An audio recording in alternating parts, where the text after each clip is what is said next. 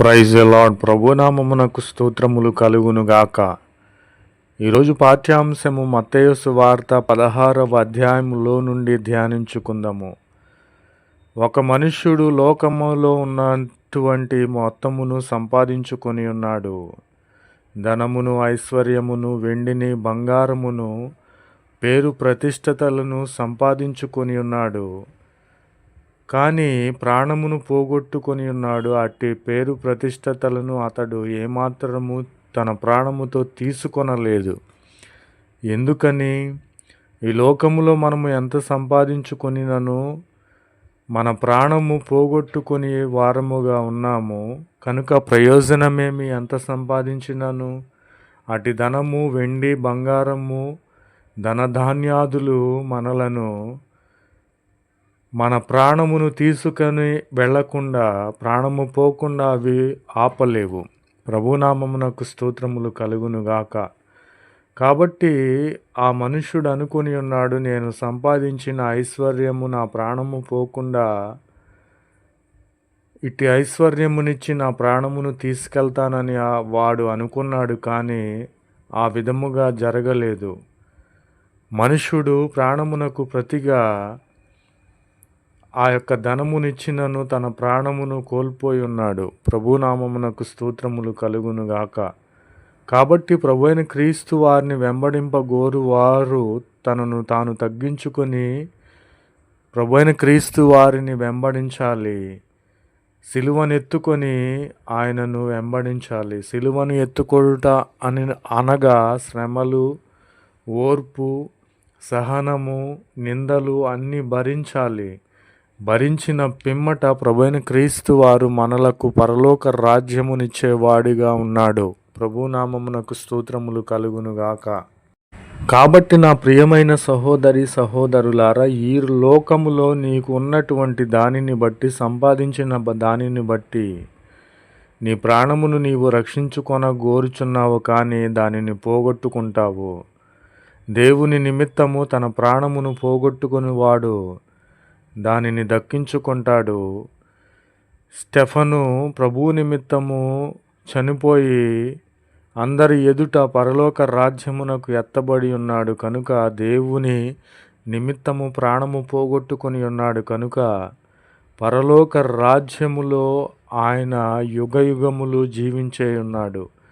ప్రభునామమునకు స్తోత్రములు కలుగునుగాక. కాబట్టి మనుష్య కుమారుడైనటువంటి తన తండ్రి మహిమ గలవాడై తన దూతలతో కూడా రాబోవుచున్నాడు. మనుష్య కుమారుడు అనగా ప్రభువైన క్రీస్తు వారు తన దూతలతో కూడా త్వరగా రాబోవుచున్నాడు.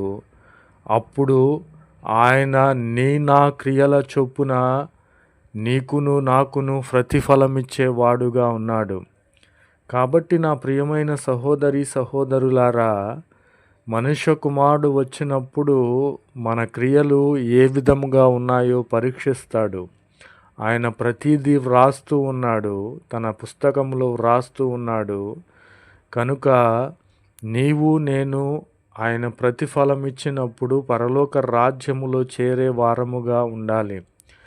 కాబట్టి మనము ఈ లోకములో ఎంత సంపాదించినను మన ప్రాణము పోగొట్టుకుంటాము. కనుక మనకి ఏమి ప్రయోజనము? మనకున్న బంగారము, వెండి, ధనధాన్యాదులు, వజ్రములు, పేరు ప్రతిష్టలు మన ప్రాణమును పోకుండా ఏమాత్రము కూడా ఆపలేవు. ప్రభునామమునకు స్తోత్రములు కలుగునుగాక. Amen. Praise the Lord. Word of God. మత్తయి chapter 16.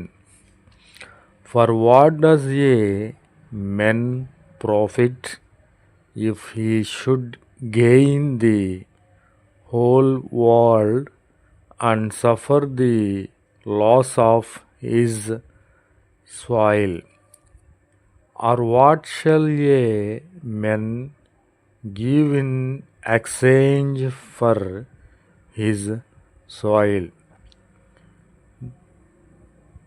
If anyone desires to come after me, let him deny himself and take up his cross and follow me. Praise the Lord. For whosoever shall desire to save his life shall lose it, but whosoever shall lose his life for my sake shall find it.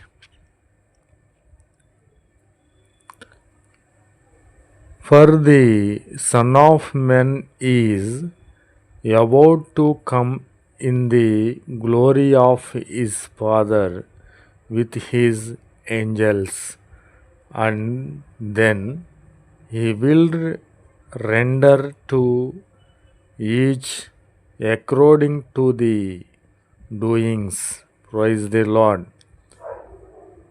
For what does a man profit if he should gain the whole world and suffer the loss of his soul?